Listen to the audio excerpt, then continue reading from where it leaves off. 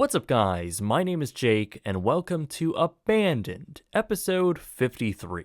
If you visited Canada in the 1970s, 80s, 90s, or early 2000s, there's a good chance that you might remember a massive discount retail brand called Zellers. They were one of Canada's largest retailers until their abrupt end. But even if you aren't familiar with the brand, stay with me on this because this story also leads to one of the largest retail blunders in history with the failed transition of Target Canada. So today, let's take a look at the once iconic retail brand, Zellers. This episode of Abandoned is sponsored by Surfshark VPN. Go to surfshark.deal/BSF to get 85% off and 3 extra months for free. It all began with a young boy by the name of Walter P. Zeller. It was 1912 and he began his first job as a delivery boy for the F.W. Woolworth Company. As he grew though, he moved to America and stayed in retail, going to work for the Kresge Company. There, he learned the ins and outs of the department store business, an exploding new format of consumer shopping. So Walter returned to Canada in the late 1920s and opened his own department store. But after he declared bankruptcy in the 1930s, he eventually recovered and purchased 14 retail locations, all in southern Ontario, off the retailer Schulte United. Walter soon rebranded these stores in 1932 and incorporated a brand new company under the name Zellers. Retailer to thrifty Canadians was their slogan, and it was their mission statement too. Zellers was an early incarnation of the soon-to-be-popular discount department stores. Through the next few decades, Zellers embarked on a slew of major expansions, moving their brand presence toward eastern Canada, and by the 1950s, Zellers had over 60 locations and around 3,000 employees. These aggressive expansion plans were warranted too, as profit had exponentially increased to over $43 million, which, adjusted for inflation, is around $400 million today. Zellers was growing quickly and becoming a well-known brand with a lot more opportunity ahead. Walter P. Zeller had built the company from nothing, and with his brand now thriving, yet his health deteriorating, he retired as CEO in 1956, and a year later, he died at the age of just 65.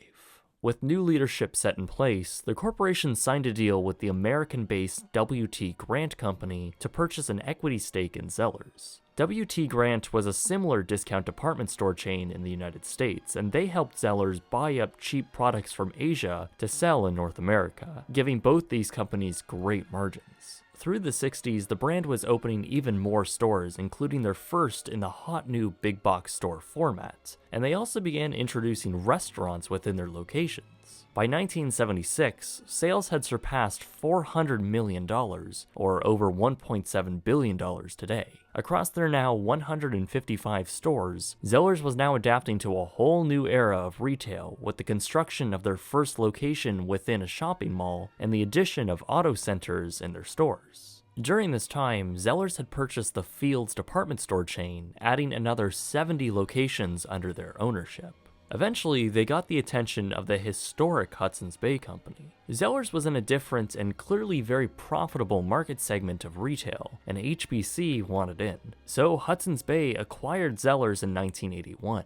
This new merger now meant that Zellers had the capital and the backing to continue their expansion and retail dominance. Through the 1980s, they continued to build more stores and successfully positioned themselves as Canada's largest discount retail brand. Sales also reflected this as they surpassed $2 billion by 1989. Their growth was still pretty much unchallenged. Zellers then acquired the Towers department store chain and converted most of the 51 stores, including their Toronto flagship location, into their own brand. They also introduced their new slogan, "The lowest price is the law," and through the rest of the 1990s, they continued to grow and dominate the market. By 1999, there were over 350 Zellers locations across Canada, found in almost every province and pretty much every major city. Zellers was a household name in the country, and they were the go-to place for many Canadians to get everyday essentials. This was, however, until Walmart arrived.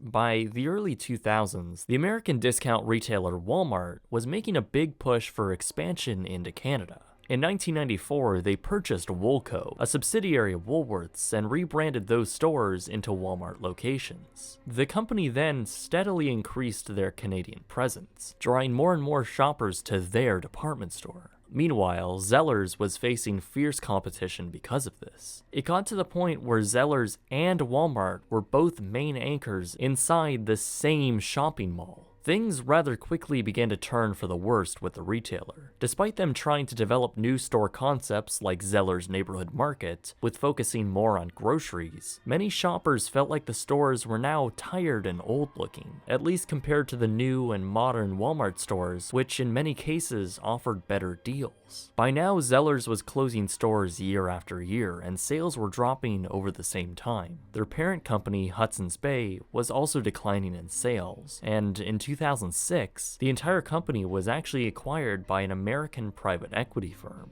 Zellers was losing money at the time of this purchase, and a new CEO was put in place to try and save the dying brand. Mark Foote was the man chosen, and by 2008, Zellers was finally stabilized to some degree, but still struggling as a whole. By 2010, the company now only had just 279 stores and proceeded to lay off hundreds of management-level employees. Clearly, this was an attempt to eliminate higher-level paid staff to try and cut costs as much as possible. Their competition was absolutely killing them. But then came a move not many saw coming. A year later, in January of 2011, the Hudson's Bay Company announced they would be selling 220 Zellers lease locations to the American retailer Target for a little over $1.8 billion.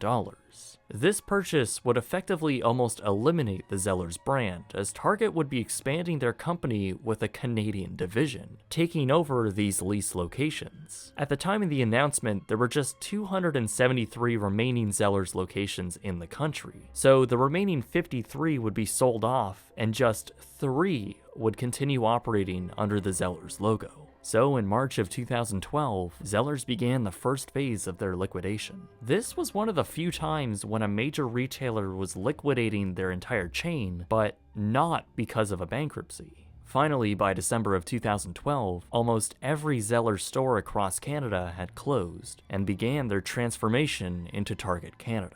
Now, I cover this a lot more in my separate abandoned video on the company, but Target was investing unbelievable amounts of money into this expansion. Every single location was completely remodeled into a modern Target Canada store, with the first few opening in March of 2013. Over the course of a few months, Target Canada had ramped up their stores to around 133 locations, as they ended up selling off the other 87 stores. Basically though, Target had little understanding of the Canadian shopper, and even the basic geography of the country. They made terrible distribution decisions, and overall had higher prices and low stock to keep up. Many Canadians going into the store had preconceptions of what their locations were like in the United States, and when they didn't have the same stock as they did in those locations, people were rather disappointed. This caused the pretty good initial figures to slip rather quickly, as they found shoppers not returning enough on basic household items. That, coupled with the competition with Walmart and the enormous competition with grocery chains in Canada, put them in a precarious position. The chain was simply not profitable, and their analytics was showing that income wouldn't generate profit until at least 2021. So despite the company mostly solving their distribution issues, Target's brand new CEO at the time decided to just pull the plug. On January 15, 2015, Target Canada declared bankruptcy and announced they would be closing all 133 stores just a year and 10 months after they opened their first location. At the time, some stores hadn't even opened yet when the company shut everything down. So by the end of 2015, all Target Canada locations had closed permanently, and the company reportedly lost over $7 billion. It might actually shock you to hear that despite the catastrophic failure of Target Canada, Zellers remained open. Like I said earlier, Hudson's Bay continued to keep 3 stores open. In 2014 though, the Western Canada location closed, leaving just 2 left. One in Nepean, Ontario, and the other in Etobicoke, Ontario. These locations, however, didn't operate under the same store format. They were essentially just liquidation centers for Hudson's Bay merchandise. They essentially just kept the former brand name. I actually visited both of these stores, the one in Etobicoke particularly a few times, and yeah, they were both pretty tired looking facilities with not much to offer from the heyday of the brand. Eventually, Hudson's Bay announced that they would be closing both of these locations permanently, and on January 26, 2020, the Zellers brand was finally gone. Today, there isn't really much left to see. Over the past 5 years or so, I have been seeking out the remnants of this once iconic chain. The only evidence of Zellers' presence is in the abandoned locations left behind, the ones that weren't transformed into Targets or bought out by other retailers. Oftentimes, the only instances of the abandoned locations are inside malls that themselves were abandoned, like the County Fair Mall in Fort Erie, which had its main anchor being Zellers. However, it has since been demolished. The only other current abandoned location that I know of is the former store in Simcoe, Ontario. That standalone location closed alongside the others in 2012, yet this one never found a buyer. Today it stands as a ghostly reminder of the once popular chain. The label scar on the front facade, the logos above the main entrance, and the distinct red paint wrapping around the structure remind people of what was. It genuinely is a relic of a past era.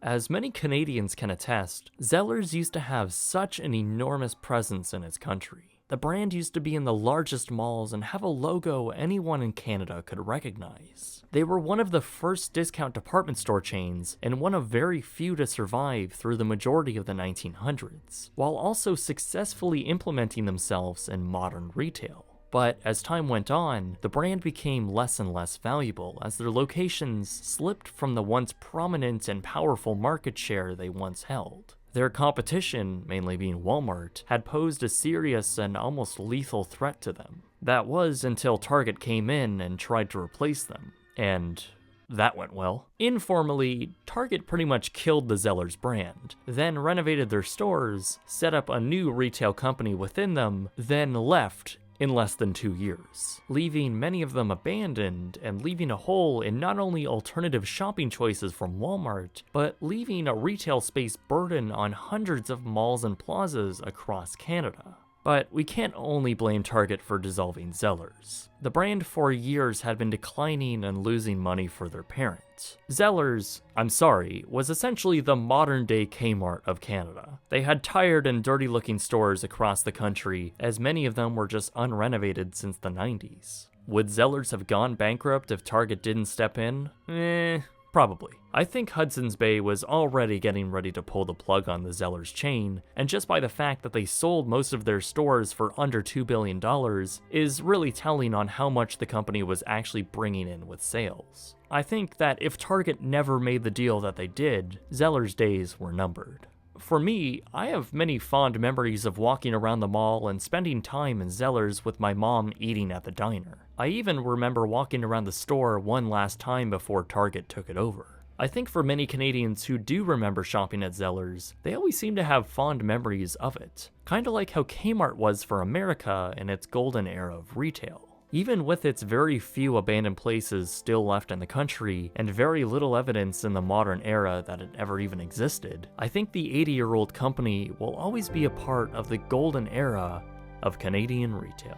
I want to thank Surfshark VPN for sponsoring this video. If you're traveling or if you live in certain countries where content may be blocked from your viewing, then Surfshark VPN is the perfect solution. I know from personal experience that since I live in Canada, when researching videos, I am often blocked from viewing certain media, particularly videos that are for some reason blocked to other countries. Or if I'm looking to watch content on Netflix that is only available in, say, the United Kingdom, then all I need to do is easily switch my region using Surfshark VPN. I also like using them since doing so will keep my data private from ISPs who may want to sell it. You can sign up and get 85% off and 3 extra months for free by going to surfshark.deals/BSF and enter the promo code BSF. Anyway guys, even if you're not from Canada, I hope you enjoyed this episode and maybe learned something new. I have been on and off working on this episode for several years now, even flying out to Ottawa to see the last Zellers store, and driving all around to find abandoned relics. So I appreciate all of your support, and big thanks to Surfshark for making all that time worthwhile. My name is Jake, and thank you very much for watching.